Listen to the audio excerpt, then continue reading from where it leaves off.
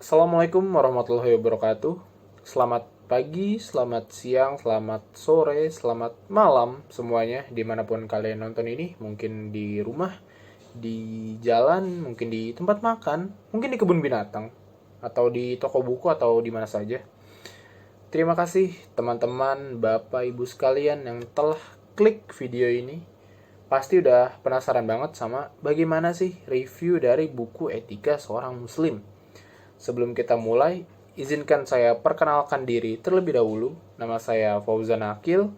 Saya merupakan seorang mahasiswa dari jurusan Pendidikan Masyarakat Universitas Pendidikan Indonesia atau UPI atau biasa dikenal dengan sebutan IKIP Bandung. Dengan NIM 1908481 yang sedang menempuh mata kuliah Seminar Pendidikan Agama Islam. Oke, karena kita sudah saling kenal, walaupun saya belum kenal penonton sekalian sebenarnya, kita mulai review buku Etika Seorang Muslim. Pertama-tama, ini merupakan bentuk fisik dari buku Etika Seorang Muslim. Mungkin teman-teman, bapak ibu sekalian di sini kaget. Wah, kaget. Kaget. Karena ternyata buku yang dikira isinya akan sangat banyak, ternyata hanya seukuran buku saku ya. Nah, buku dengan judul Etika Seorang Muslim, penulisnya adalah Lajnah Ilmiah Darul Watan, diterbitkan pada tahun 2018 oleh Darul Haq Jakarta dan di Jakarta. Buku dengan jumlah 120 halaman, berat sekiranya 100 gram, dan dengan ukuran 9 kali 13 cm ini dihargai sekitar Rp9.000, yang dimana bisa kalian dapatkan di toko buku terdekat ataupun melalui online marketplace yang biasa kalian kunjungi seperti saya melalui toko hijau. Nah, buku compact ini dengan halaman yang cukup banyak ya, terbilang cukup murah. Saya sendiri juga awalnya pun kaget gitu. Wah, kaget. Kaget. Dengan harga segitu, bagaimana dengan isinya? Mari kita lihat. Di awal dari judul dan identitas buku yang sebelumnya sudah saya sebutkan, halaman selanjutnya berupa kata pengantar dari penulis itu sendiri, yang nanti bisa kalian baca sendiri masing-masing jika sudah membeli buku ini.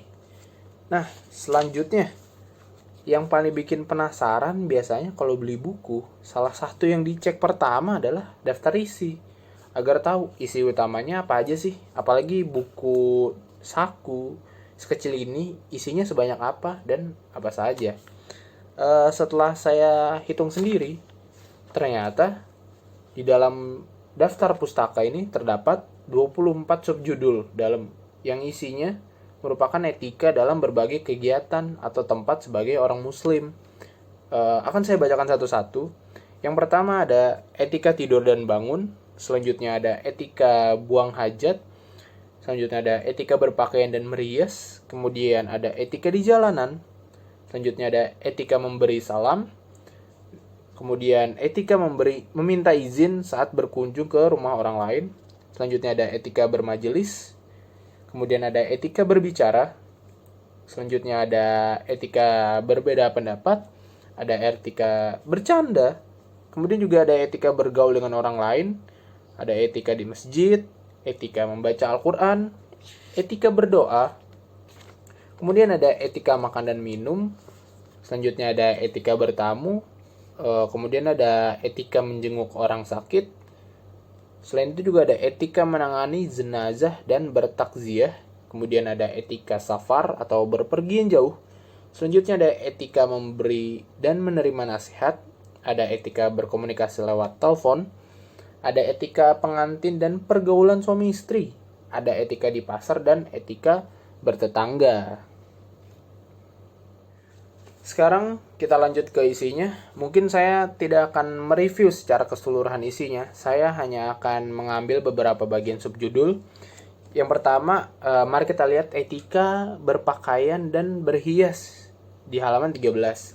Dapat dilihat di sini cukup banyak ya. Terdapat 12 etika berpakaian dan berhias bagi seorang muslim beserta penjelasannya yang menurut saya cukup singkat, padat, dan jelas. Seperti salah satu contohnya akan saya bacakan di sini. Disunahkan memakai pakaian bagus atau pantas yang dimiliki dan bersih.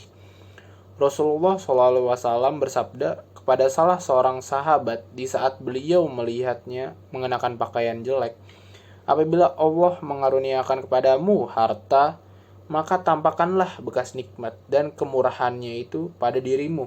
Hadis riwayat Abu Daud dan disahihkan oleh Albani. Di sini tidak hanya diberitahu apa saja etikanya, tetapi juga dijelaskan beserta sumbernya, entah dari hadis ataupun Quran. Jadi tidak perlu takut apakah isi dari buku ini benar-benar etika bagi seorang muslim, karena sudah dicantumkan langsung sumbernya. Subhanallah. Sayangnya ada beberapa yang hanya dijelaskan tanpa sumber yang jelas, seperti nomor 11 masih dalam etika berbusana dan berhias. Disunahkan menggunakan parfum bagi laki-laki dan perempuan, kecuali bila keduanya dalam keadaan berihram untuk haji ataupun umroh, atau jika perempuan itu sedang berihdat atau berkabung atas kematian suaminya, atau jika ia berada di suatu tempat yang ada laki-laki asing bukan mahramnya, karena larangan tentang hal ini adalah sahih. Nah, walaupun dijelaskan apa etika dan bagaimana etika tersebut bekerja, tetapi tidak ada sumber yang jelas apakah etika ini dari hadis ataupun Al-Quran. Mari kita lihat pada subjudul lainnya. Kita lihat etika tidur dan bangun pada halaman pertama. Bismika Allahumma amut wa ahya.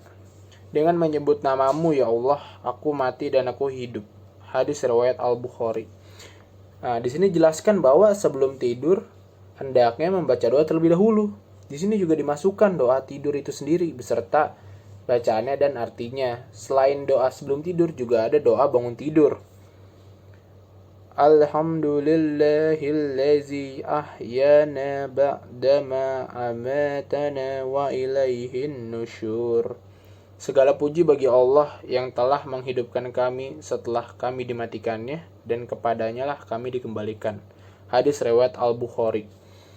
Sama seperti sebelum ya, dimasukkan juga doa bangun tidur beserta bacaan dan artinya. Jadi cukup lengkap ya buku ini, tidak hanya tulisan penjelasan saja, tetapi juga ada bacaan Al-Qur'annya. Subhanallah. Buku saku ini cocok banget buat orang yang sekiranya masih bingung apa aja sih etika seorang muslim dalam kegiatan apapun yang ada di dalam buku ini. Jadi tidak perlu bertanya ataupun mencari-cari ke ahlinya, hanya tinggal membawa buku saku ini yang tentu saja bisa dibawa kemana-mana. Selain itu juga pada bagian dalamnya menurut saya tidak masalah dari pemilihan font, ukuran font, bahan, dan juga kertas. Hanya saja penempatan tiap kalimat terlihat cukup rapat karena memang untuk ukuran buku yang kompak beserta isi yang banyak, sehingga harus mengorbankan space-nya yang membuat jarak antara kalimat sangat rapat. Saya sudah mencoba beberapa orang tua untuk membacanya. Mungkin juga karena faktor kesehatan mata mereka yang sudah menurun, mereka merasa kesulitan membacanya apabila tidak menggunakan kacamata. Tetapi untuk sebagian besar anak-anak, remaja, dan orang dewasa dapat membacanya dengan baik. Jika ditanya, berapa sih nilai buku ini? Mungkin dari skala 1 sampai 10.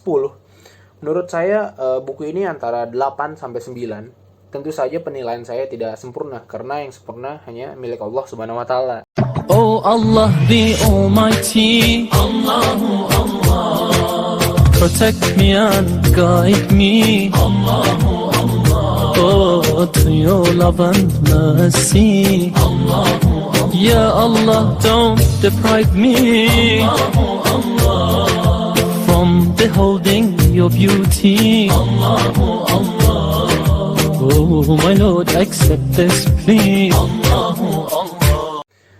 Mungkin cukup dari saya review buku Etika Seorang Muslim ini yang ditulis oleh Lajnah Ilmiah Darul Watan. Kesimpulannya, buku saku ini sangat rekomendasi untuk seseorang yang membutuhkan pengetahuan etika seorang Islam kapanpun dan dimanapun, mudah dibawa kemana-mana dan terjangkau harganya. Sekian dari saya, kurang lebihnya mohon maaf. Wassalamualaikum warahmatullahi wabarakatuh.